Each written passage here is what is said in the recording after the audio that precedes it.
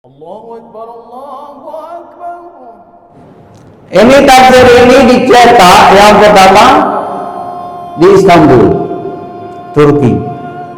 Kemudian dicetak lagi di Mesir, di Lebanon, dicetak di Kuala Lumpur, di Jakarta, Semarang, Surabaya. Di seluruh dunia Melayu menggunakan tafsir ini. Sebagai orang Aceh, kita bangga.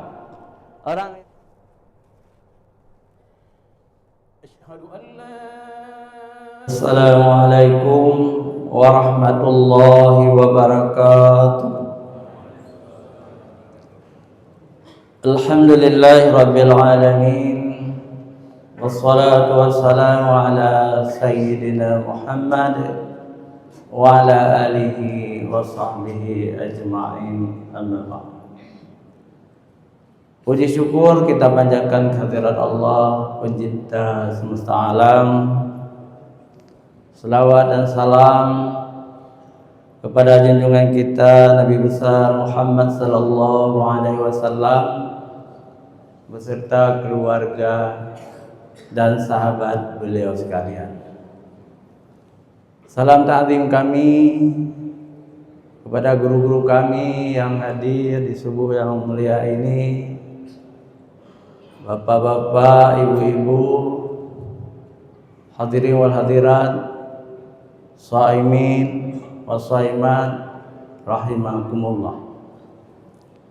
Pada kesempatan yang singkat ini kita tahu sama-sama bahwa bulan suci Ramadan adalah bulan nuzulul Quran. Bulan diturunkan Al-Quran oleh Allah Subhanahu wa taala dari Lauh Mahfuz di Sidratul Muntaha ke langit dunia. Kemudian dari langit dunia diturunkan kepada Rasulullah Muhammad sallallahu alaihi wasallam yang membutuhkan waktu beransur-ansur 22 tahun, 2 bulan dan 22 hari. Menurut kebutuhan dari masalah-masalah yang ditanya oleh umat, maka diturunkan beransur-ansur. Hadirin wal hadirat yang dirahmati Allah, Al-Quran adalah satu-satunya kitab suci yang masih asli, terpelihara dari campur tangan manusia. Al-Quran yang berlaku di Aceh adalah Al-Quran yang berlaku di seluruh dunia Islam, sama semuanya, termasuk di Iran. Iran adalah mazhab Syiah. Syiah itu di luar Ahlussunnah wal Jamaah. Tafsirnya mungkin berbeda dengan tafsir-tafsir Ahlussunnah wal Jamaah, tetapi Al-Qur'annya sama. Titik-titiknya, makhrajnya sama. Di rumah saya ada 2 Al-Quran dari Iran. Yang pertama hadiah guru saya kepada saya, Profesor Ali Hashmi. Ketika beliau berangkat ke Iran tahun 82, beliau memberi sebuah Al-Quran 30 juz, masih ada di rumah, alhamdulillah. Saya baca sama persis. Yang kedua, saya juga mendapat sebuah Al-Quran dari seorang sahabat alumni Iran, 30 juz juga, sama dengan Al-Quran yang digunakan oleh dunia Islam lainnya. Hadirin wal hadirat yang dirahmati Allah, kapan Al-Quran masuk ke Indonesia? Atau khususnya ke Aceh? Tentu ketika Islam berkembang di Aceh. Yang pertama mungkin di Perlak, kerajaan Islam Perla. Tapi kemudian kerajaan Islam Samudra Pasir. Yang ketiga kerajaan Islam Samarlanga. Itu di mana? Di Samarlanga. Yang keempat kerajaan Islam Pedir. Itu Pidia. Yang kelima kerajaan Islam Aceh di Banda Aceh. Yang keenam kerajaan Islam Aceh Darussalam. Itu di Banda Aceh juga, tapi kemudian meluas sampai ke seluruh Aceh. Kemudian kerajaan Islam Jaya Aceh Barat. Kerajaan Islam Linggo Aceh Tengah. Dan seluruh Aceh kemudian sudah ada Al-Quran. Tapi ada sebuah cerita yang tidak masuk sejarah. Itu termasuk dongeng. Tapi bagi orang yang bukan sejarah tidak tahu. Hanya orang sejarah yang tahu. Dalam hikayat Raja-Raja Pasir disebutkan Rasulullah datang ke Pasir dalam mimpi. Yang bermimpi itu Merah Silu. Wahai Merah Silu, aku Muhammad Rasulullah sallallahu alaihi wasallam. Masuklah kamu dalam Islam. Ucapkan asyhadu an la ilaha illallah wa asyhadu anna Muhammadar Rasulullah. Engkau naik saksi bahwa tidak ada Tuhan selain Allah dan Nabi Muhammad pesuruh Allah. Merah Silu mengucapkan kalimat itu. Sekarang engkau telah menjadi Muslim dan engkau aku tukar namamu dari Merah Silu menjadi Malikus Saleh. Sekarang buka mulutmu. Merah Silu Malikus Saleh membuka mulutnya, lalu air liur Rasulullah dimasukkan ke dalam mulut Malikus Saleh. Setelah itu Malikus Saleh bisa menghafal 30 juz. 30 juz. Kalau takdir Allah bisa jadi, ya. Kalau takdir Allah bisa jadi.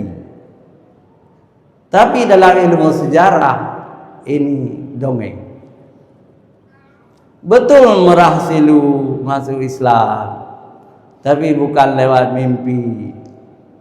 Rasulullah mengucap Malikus Saleh ditukar nama menjadi Malikus Saleh. Artinya Malikul itu raja, Saleh yang saleh, raja yang saleh.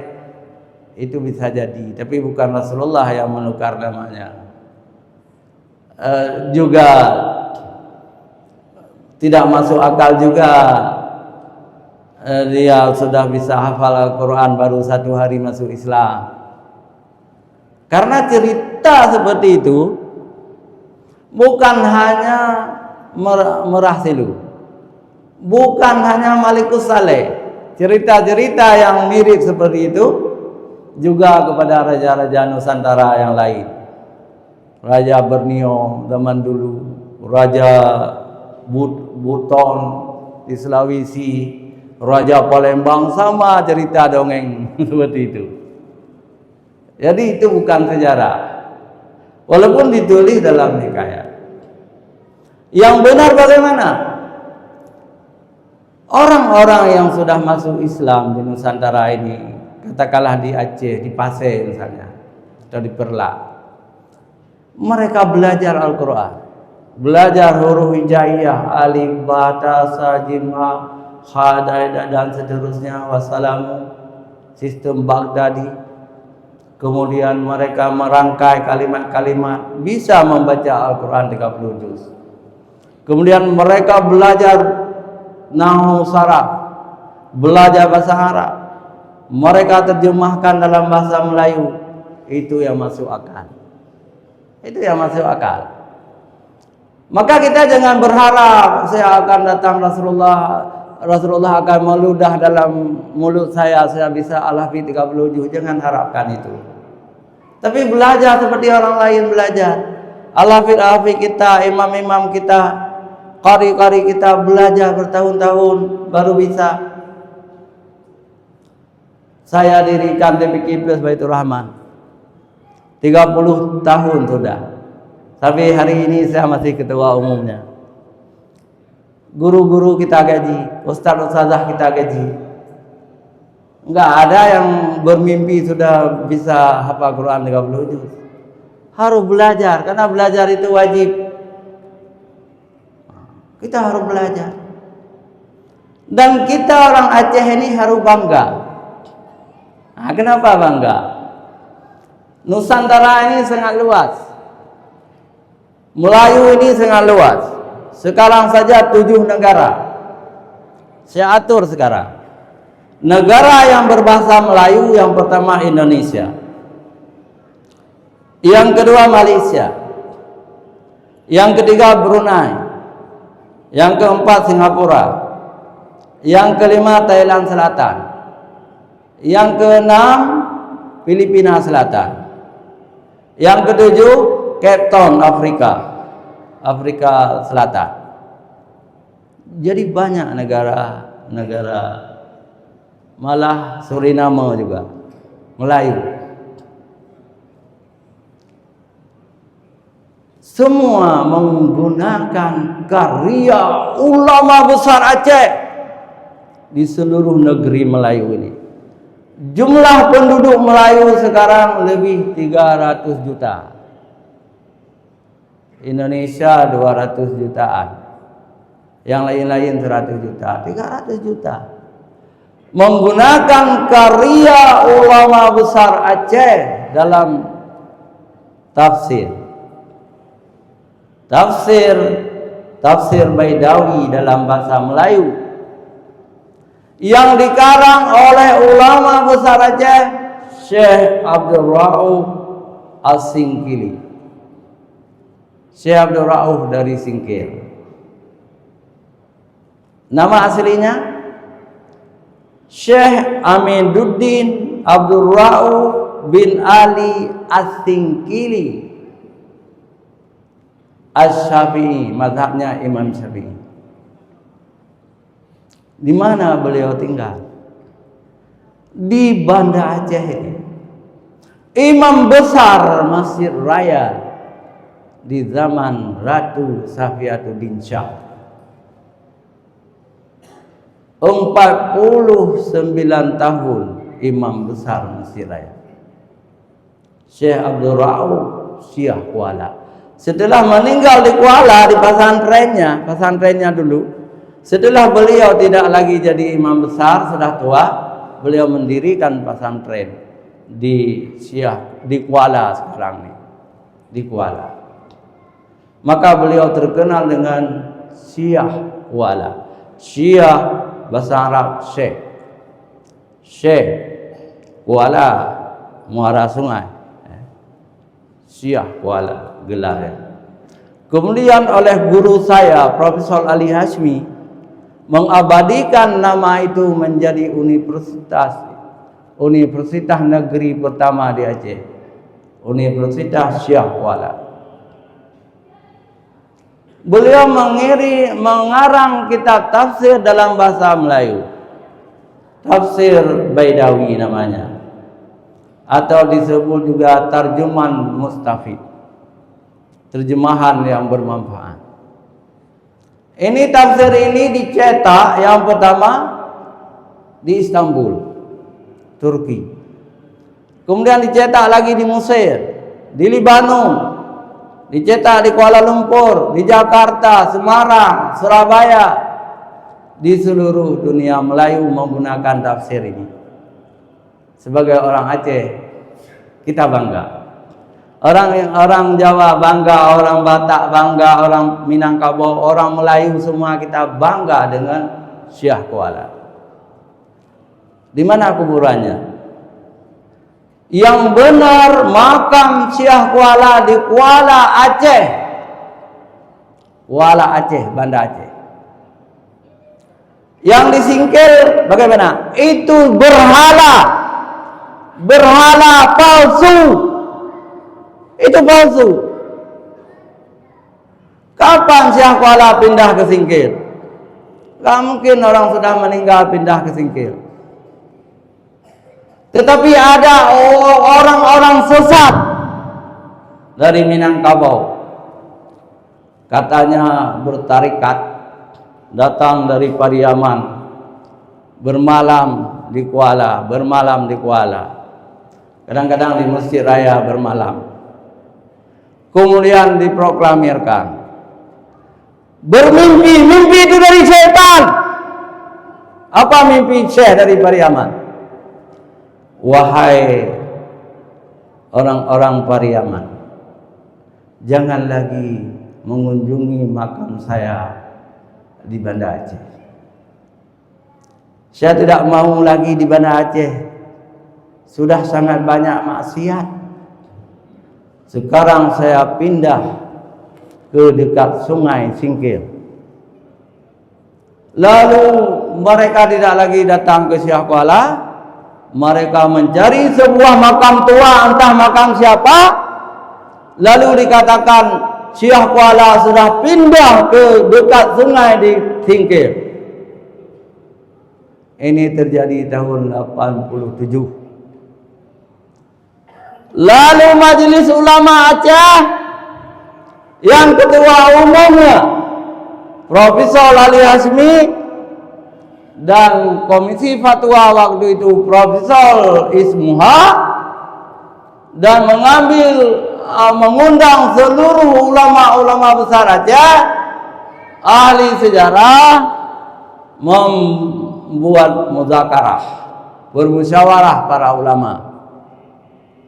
Kesimpulannya, makam Syekh Kuala yang asli ada di Banda Aceh. Sedangkan di Singkil itu palsu, wajib dibongkar, wajib dihancurkan. Itu fatwa. Tapi sayang sekali, sampai sekarang masih dipuja-puja, masih berziarah ke sana, malah dibuat sebesar makam Syekh Kuala juga. Naudzubillah, itu berhala, patung berhala. Seharusnya polisi Aceh, tentara Aceh, ulama Aceh mendatangkan bulldozer menghancurkan berhala itu. Itu palsu, disingkir. Waktu itu saya ketua partai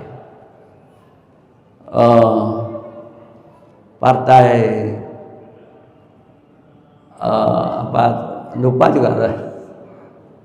Jadi saya ketua partai P3 Reformasi. Jadi ada seseorang ingin naik Bupati Singkil. Kalau orang naik bupati harus wajib tanda tangan ketua provinsi. Datanglah Oyon ke saya, Pak Ketua, saya mau naik bupati, tolong mendukung, memberi tanda tangan. Oke Pak Oyon, namanya Syarifuddin. Kalau Bapak menang di Singkil, apakah Bapak mau menghancurkan makam palsu Syekh Kuala di situ? Siap Pak Ketua, katanya. Lalu saya tanda tangan.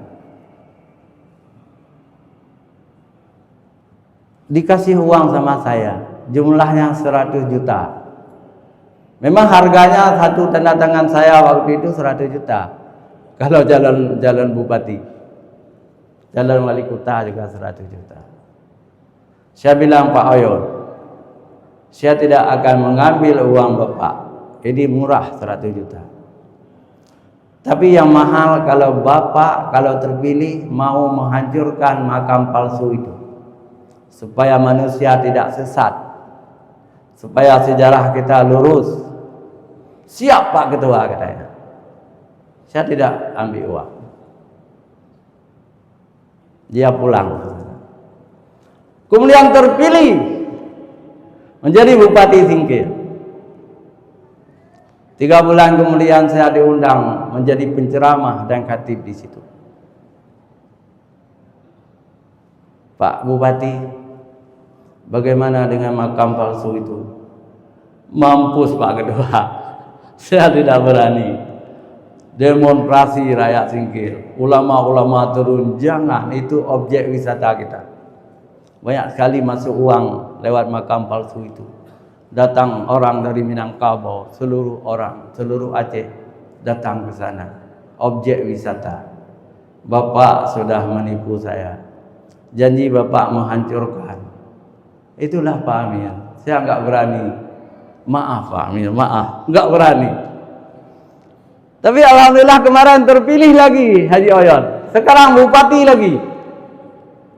Saya telepon, saya ucapkan selamat. Katanya nanti Pak Amir saya undang lagi ceramah di Singkil. Saya tidak mau datang kalau tidak menghancurkan makam palsu itu. Itu makam palsu.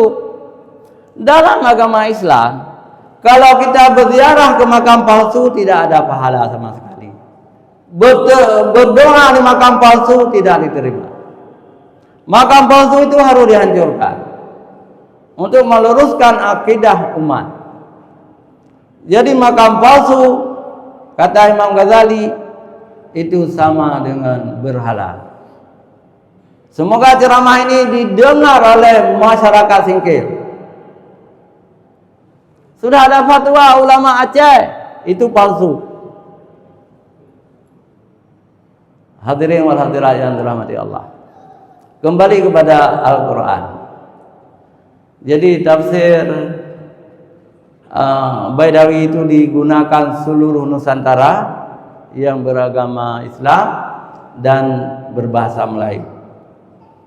Saya sudah keliling beberapa pesantren di Patani, semua ada. Semua ada. Juga saya ke beberapa negeri Malaysia, semua menggunakan. Jadi bangga sekali. Bagaimana tafsir itu? 20 juz ditulis oleh Syekh Abdul Rauf Syekh Kuala, ditafsirkan. Kemudian Syekh Abdul Rauf Syekh Kuala meninggal dunia, dilanjutkan oleh muridnya Syekh Daud Rumi, 10 juz lagi, sehingga 30 juz. Walaupun bahasa Melayu, kalau tidak punya guru, tidak kita pahami. Karena tafsir ini tinggi. Masuk ke dalamnya ilmu syariat, ilmu hakikat, ilmu tauhid, ilmu akhlak, juga ilmu tarikat. Tapi bapak-bapak, ibu-ibu wajib baca. Berguru kepada guru yang bisa membaca, bisa menafsirkan. Kalau saya bisa, saya baca kitab tafsir Baidawi itu dibimbing oleh Profesor Dr. Muhyiddin Wali. Sampai tamat kami ngaji di Lamriung, di rumah Abuya. Dan banyak murid-murid Abuya yang bisa. Jangan belajar kalau nggak ada guru, karena itu bahasanya tinggi. Bahasa Syekh Abdul Rauf Syekh Kuala tinggi sekali. Itu tafsir bahasa Melayu pertama. Tapi kita orang Aceh masih bangga juga. Tafsir bahasa Indonesia pertama juga dikarang oleh putra Aceh. Itu dari Aceh Utara. Namanya Profesor Dr.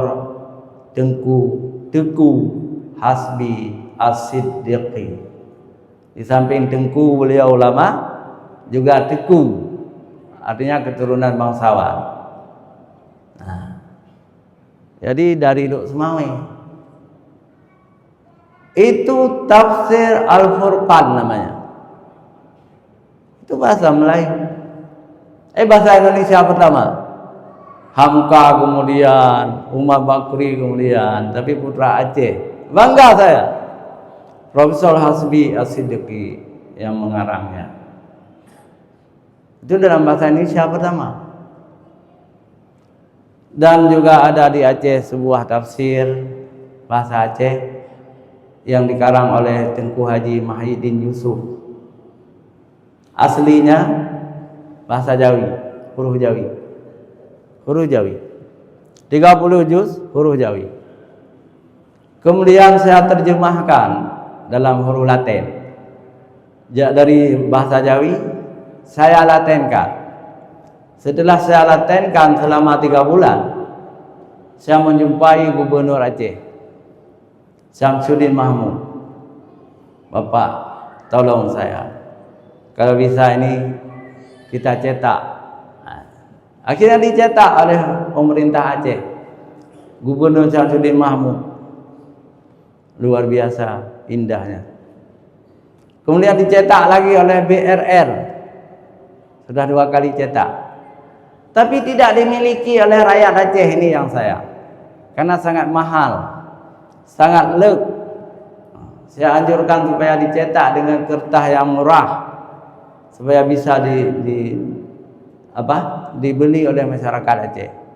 Ini hanya sebagai souvenir. Kalau ada tamu-tamu dari luar Aceh, oleh gubernur dikasih Al-Quran 30 juz. Itu yang sudah dicetak. Pasti orang juga tidak bisa membaca karena bahasa Aceh. Dikasih kepada duta-duta besar, tamu-tamu negara, mana bisa mereka itu bahasa Aceh. Tapi itulah souvenir. Al-Quran 30 juz sudah saya latenkan. Dan saya tidak sia-sia melatenkan itu. PKA yang lalu saya dipilih menjadi penerima anugerah budaya. Mendapat hadiah besar dari Wali Nanggro Aceh. Ini terima kasih juga. Gara-gara karya saya itu. Menterjemah, mengalih aksara dari bahasa Jawi ke bahasa Latin. Berapa hadiahnya? Enggak apa-apa, ini rahmat Allah. Syiar. Rupanya pin 3 mayang. Itu masih ada, saya simpan. Saya bilang sama anak-anak saya, jangan jual-jual. Sampai saya mati jangan dijual. Kemudian hadiah uang 50 juta. Tapi itu sedikit. Waktu dicetak oleh BRR bayar kepada saya 100 juta. Iya. Cetakan pertama dulu oleh Syamsuddin Mahmud 10 juta. Nah, itu apakah saya dapat pahala? Insyaallah. Insyaallah dapat pahala. Tapi itu bukan karya saya. Karya Tengku Muhyiddin Yusuf, kelahiran Pesangan beliau. Terakhir beliau guru PGA Banda Aceh, PGA Negeri Banda Aceh di Jambu Tapek, dan ketika tuanya beliau adalah salah seorang imam dan penceramah Masjid Al-Ma'mur Banda Aceh. Kemudian beliau, ada yang sedih saya, beliau tidak bisa melihat karyanya sudah dicetak oleh pemerintah. Tapi honorium pemerintah memberikan kepada Ibu Rawiyah Banta. Ibu Rawiyah Banta, istri beliau, anggota DPRK waktu itu, dan anaknya Hajah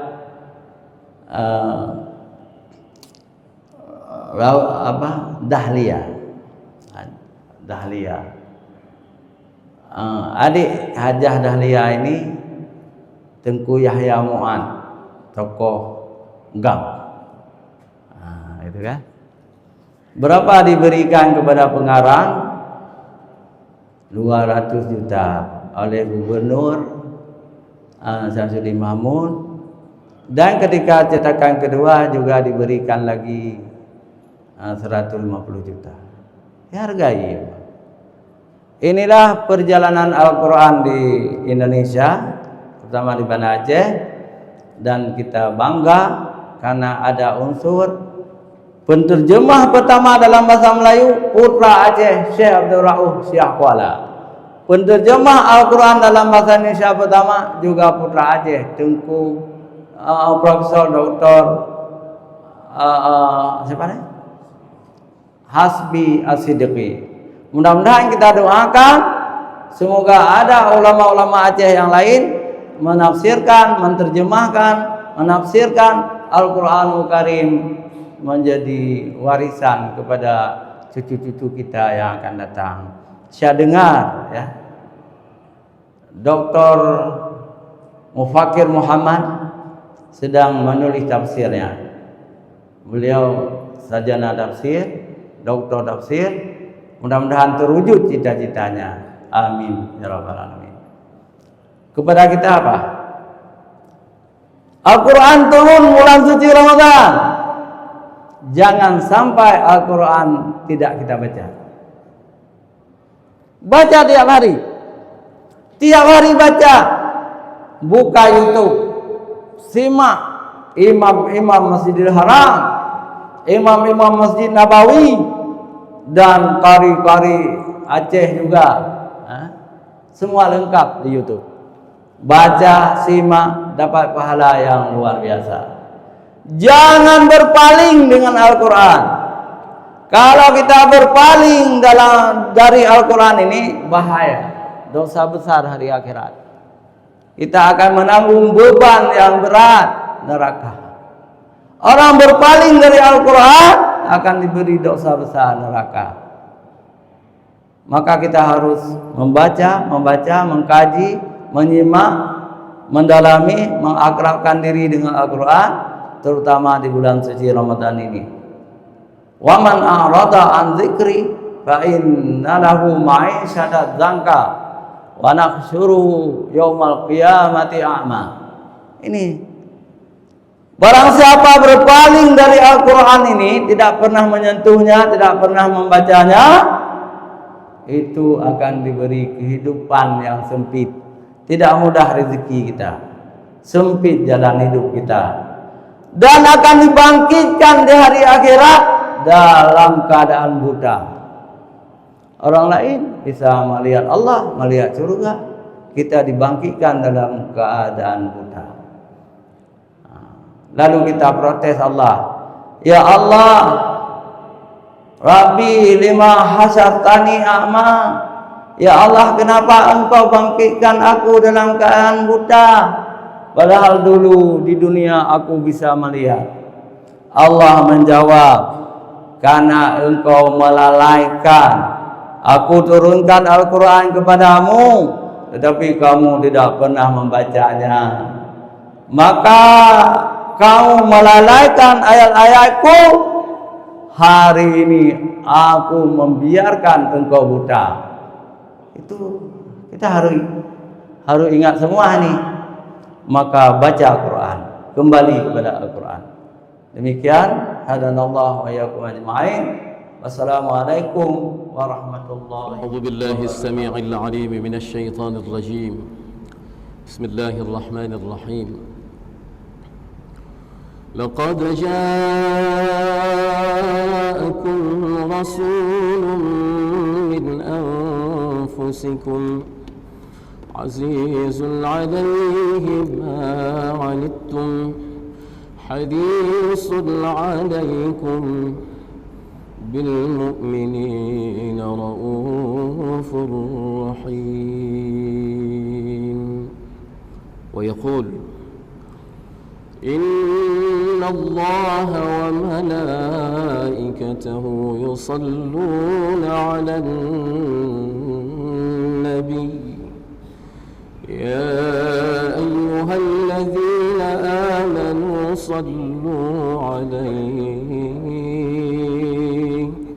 صلوا عليه وسلموا تسليما. ويقول قل هذه سبيلي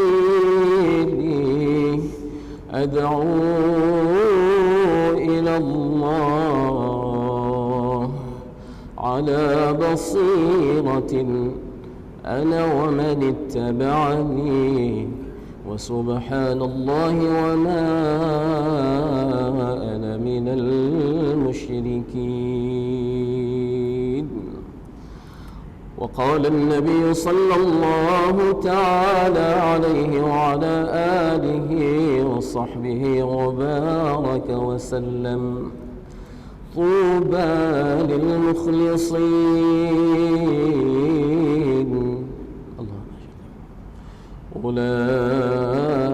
أولئك مصابيح الدجى تتجلى عنهم كل فتنة ظلما. ويقول المؤمنون هينون لينون كالجمل الآلف إن قيل إن قاد وإن أليق على صخرة استناق، أو كما قال النبي صلى الله تعالى عليه وآله وصحبه وبارك.